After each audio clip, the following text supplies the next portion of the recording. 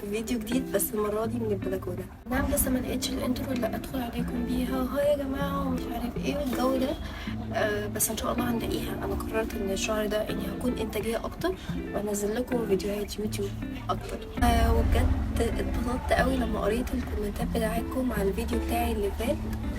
واتبسطت جدا لما لقيت ناس كتير قوي بعتالي ان هي ابتدت تعمل شنط وان هي اتعلمت ازاي تعمل شنطه من الفيديو بتاعي. بجد فرحتوني جدا وان شاء الله الشهر ده هحاول ان انا انزل لكم اكتر من فيديو. النهارده بقى هوريكم ازاي نعمل الشنطه الكيوت دي. بس قبل ما اوريكم ازاي نعمل الشنطه تعالوا ننزل مع بعض نجيب ماتيريال. انا مش شايفه نفسي عشان بصور بالكاميرا اللي ورا. بس عموما انتوا زي العتبه دايما حاولوا تلبسوا حاجات خفيفه وتكون مريحاكم وكل الكلام ده عشان الجو هناك بيبقى حر جدا. زحمه جدا. فبتحس كده ان انتوا قرفانين ومش قادرين. فحاولوا دايما تلبسوا حاجات مريحه وتنزلوا كمان في وقت متاخر. حاليا تقريبا الساعه 7 المغرب. انا بحب انزل دايما في الوقت ده عشان الدنيا مش بتكون شمسه والجو مش بيكون حر قوي. نوي حر برضه.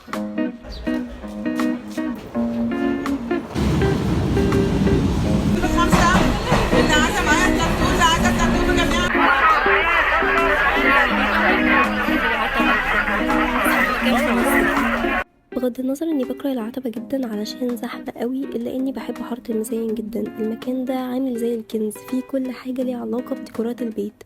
دي شركة الإخلاص، المكان اللي أنا بشتري منه الخرز في حارة المزاين، وبيكون حرفيا فيه كل أشكال وأنواع الخرز. أنا لما بروح المكان ده بفضل واقفة متنحة وعمالة ألف وأدور من كتر الأنواع والأشكال المختلفة اللي بتعجبني جدا. هما كمان المصنع اللي بيصنع الخرز ده، فالخرز بجد بيكون هاي كواليتي. هما أحسن ناس أنا اتعاملت معاهم في الخرز. كمان بيكون عندهم ألوان كتيرة حلوة قوي.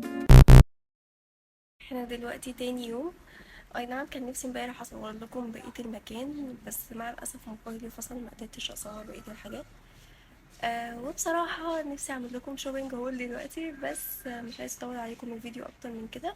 انا كده كده هكتب لكم كل حاجه بالتفاصيل بتاعه المكان وكل حاجه والعنوان في الديسكريبشن بوكس تقدروا تشوفوها.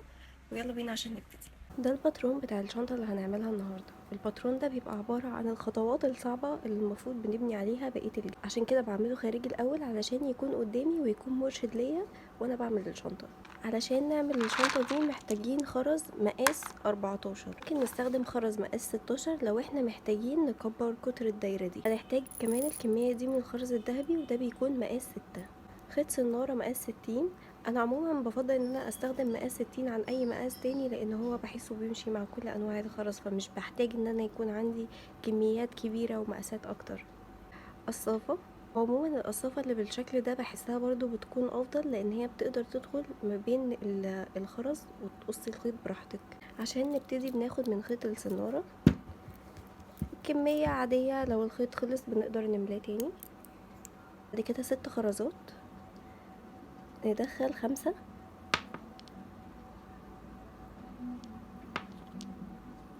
ندخل 5 بالشكل ده. والخرزة رقم 6 بندخلها في طرف والطرف التاني عكس الاتجاه ونشد الخيطين مع بعض كده علشان نكون الشكل السداسي ده. بنشده جامد. بعد كده بنمسك طرفين الخيط مع بعض بالشكل ده ونجيب خرزة تانية ندخلها هنا بالشكل ده. بعد ما بندخلها بنقلبها كده وفي الخرزة اللي هي قدامها على طول دي بنفتح الخيط نصين كده ونبتدي ندخل طرف من اتجاه والطرف التاني عكس الاتجاه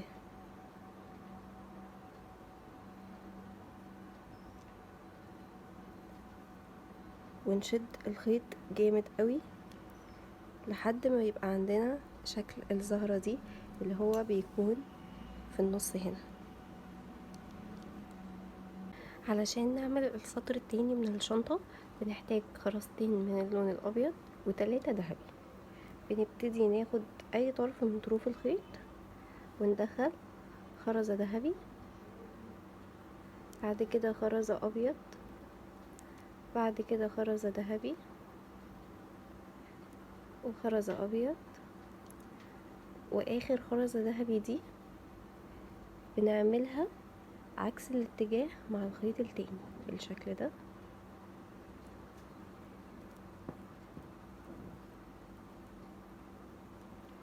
علشان نكمل بقى الباقي في الخيط ده بندخله تحت الخرزة دي، مش تحتها، جواها يعني بالشكل ده.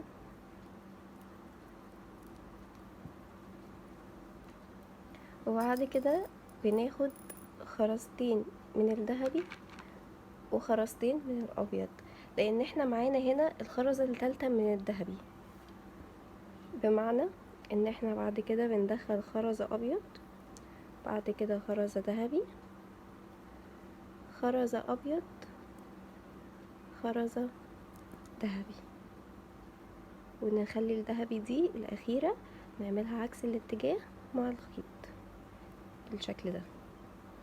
وبنكمل بنفس الطريقة، طرف الخيط ده بندخله في الخرزة دي، وبعد كده بناخد خرزتين ذهبي وخرزتين ابيض، خرزتين ذهبي، خرزتين ابيض. نبتدي ندخل الاول الخرز الابيض، بعد كده خرزة ذهبي، خرزة ابيض، خرزة ذهبي، ونعملها برضو عكس الاتجاه في الاخر. وبنفضل نكمل الطريقة دي لحد ما نوصل للخرزة دي.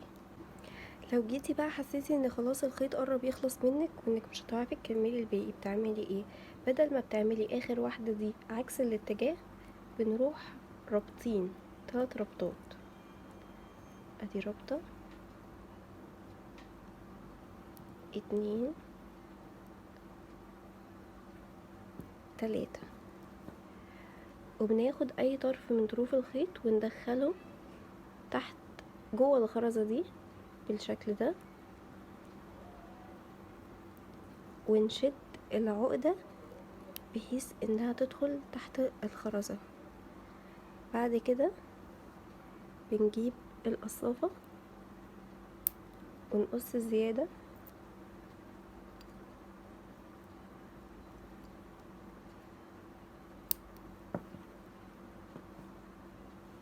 وبعدين بناخد خيط جديد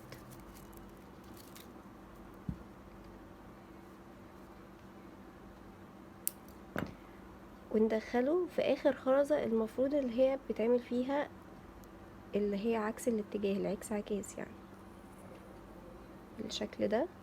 فبيكون معانا طرفين الخيط ولا كأننا قصينا خيط ولا اي حاجة، وبندخل الطرف ده تحت الخرزة وبنكمل الشغل عادي بتاعنا ولا كأن حصل اي حاجة.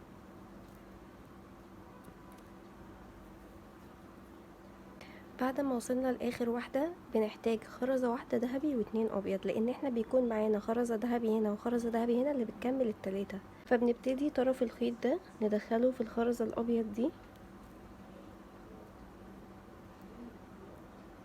بالشكل ده، وبعد كده ندخله نطلعه من الخرزة الذهبي دي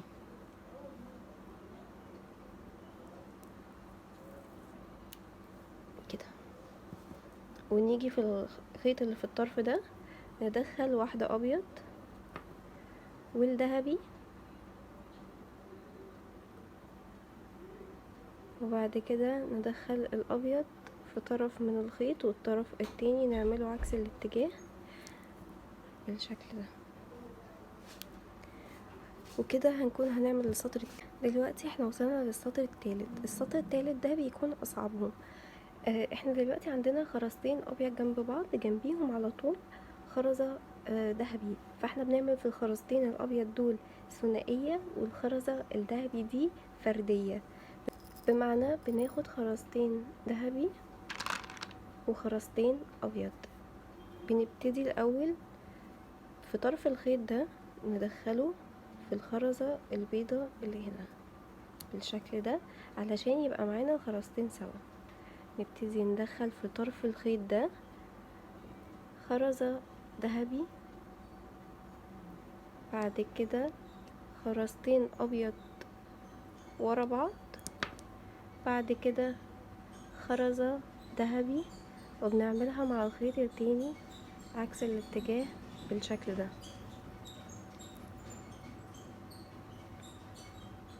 بعد كده بندخل الخيط ده في الخرزة الذهبي دي بالشكل ده، وبنبقى محتاجين خرزة ابيض وخرزة ذهبي. بندخل الخرزة الابيض في طرف الخيط ده، والخرزة الذهبي بنعملها في طرف خيط والطرف التاني عكس الاتجاه بالشكل ده. بعد كده بندخل الخيط ده في الخرزتين دول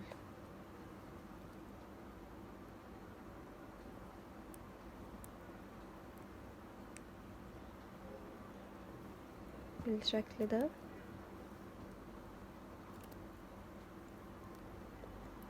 وبناخد خرزتين ابيض خرزة ذهبي، ندخل الخرزتين الابيض ورا بعض،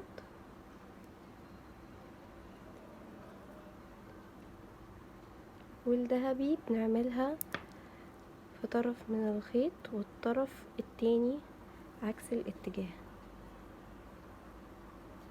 وبندخل برضو الخيط ده في الخرزة الذهبي اللي جنبها على طول، وبنفضل نكمل بنفس الطريقة لحد ما نوصل لاخر واحدة اللي هنا. وصلنا لقبل الاخير بنبتدي ندخل طرف الخيط ده في الخرزتين دول بالشكل ده،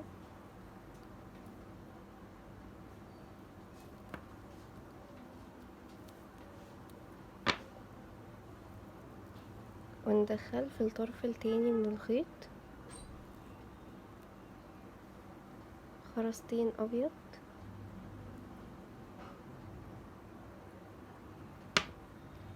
خرزة ذهبي، ندخلها في طرف والطرف التاني عكس الاتجاه.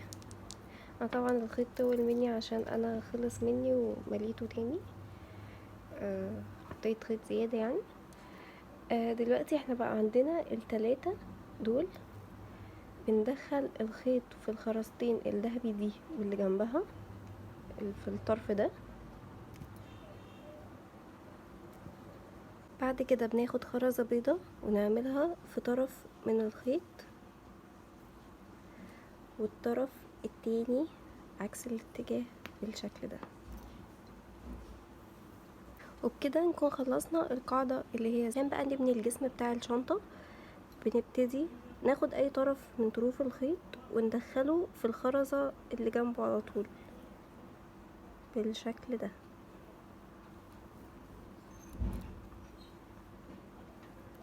وبكده يكون معانا خرزتين. نبتدي ناخد طرف الخيط ده وندخل خرزة ذهبي، بعد كده خرزتين ابيض ورا بعض، بعد كده خرزة ذهبي، ودي بندخلها في طرف والطرف التاني عكس الاتجاه، ونشد الخيط جامد قوي كده، ونبتدي بعد كده ندخل طرف الخيط ده في الخرزتين الابيض دول بالشكل ده. ادي خرزة، ادي التانية. بعد كده ناخد خرزتين ابيض ندخلهم في طرف الخيط ده، ادي خرزة اتنين. ناخد خرزة ذهبي نعملها في طرف من الخيط والطرف التاني عكس الاتجاه بالشكل ده، ونفضل نكمل نفس الطريقة لحد ما نوصل للاخر. بندخل الخيط في خرزتين بالشكل ده، وناخد خرزتين ابيض ندخلهم، بعد كده خرزة ذهبي نعملها عكس الاتجاه.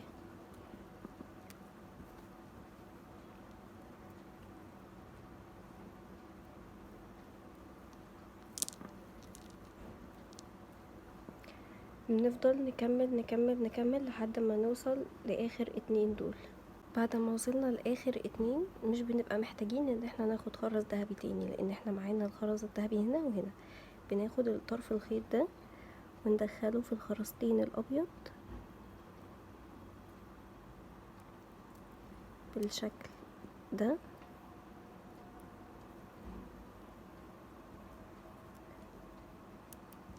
وبعد كده بندخله في الخرزة الذهبي دي،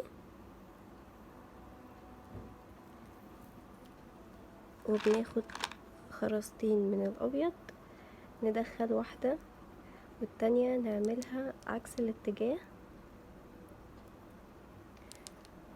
مع الطرف التاني بالشكل ده. نبتدي بقى عشان نطلع السطر اللي بعد كده بندخل الخيط ده في الخرزة دي بالشكل ده. بعد كده بنبتدي زي ما ابتدينا اول السطر ده، بناخد خرزة ذهبي، خرزتين ابيض وخرزة ذهبي، نقفل بيها السطر، نعملها من طرف والطرف التاني عكس الاتجاه بالشكل ده. بعد كده بنفضل ندخل في كل خرزتين طرف الخيط ده بالشكل ده.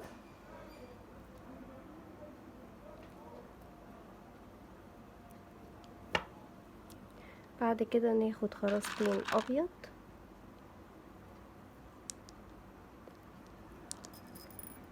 خرزة ذهبي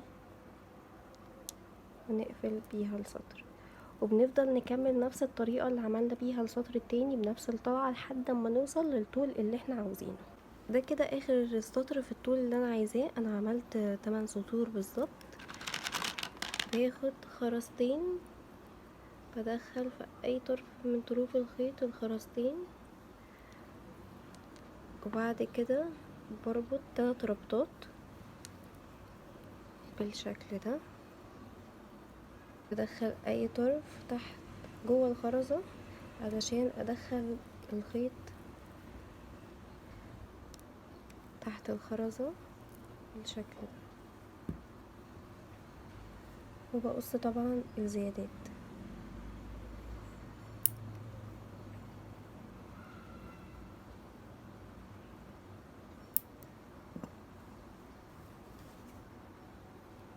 وبكده نكون عملنا الجسم. علشان نعمل بقى الدراعات بناخد من الخيط دي في اي خرزة نحط الخيط بالشكل ده ونطلعه كده، وبعد كده بندخل الخرز باي شكل او ترتيب احنا حابينه. انا حابة الاول اني ادخل خرزة صفرة، بعد كده 2 ابيض، بعد كده 1 صفرة.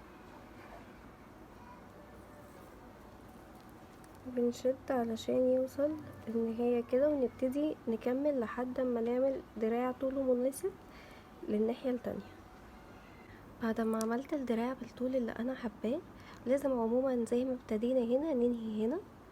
تمام. بعد ما عملته باجي اشوف كده الخرزة اللي قدامها على طول، وابتدي ان انا افتح الخيط بالشكل ده واشده جامد قوي علشان يبقى الخرز متماسك في بعضه، وابتدي ان انا في الخرزة اللي قصادها على طول احط الخيط في طرف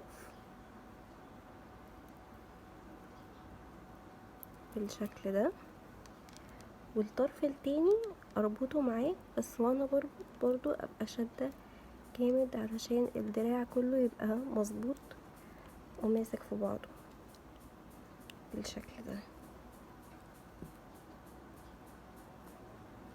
بربط ال3 ربطات بتوعي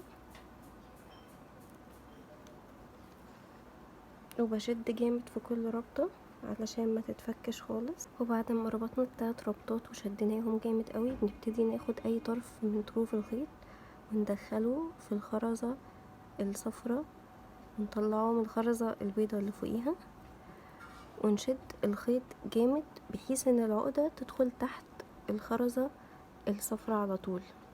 انا دخلت طرفين الخيط تحت الخرزة وشدتهم جامد علشان ادخل العقدة وما يبقاش فيه اي حاجة باينة كده، وباجي بالقصافة اقص الخيط الزيادة كده نكون خلصنا. لو عجبكم الفيديو متنسوش تعملولي لايك وسبسكرايب، تكتبولي في الكومنتات حابين تشوفوا ايه جديد الاسبوع الجاي، واشوفكم على خير في فيديو جديد. سلام.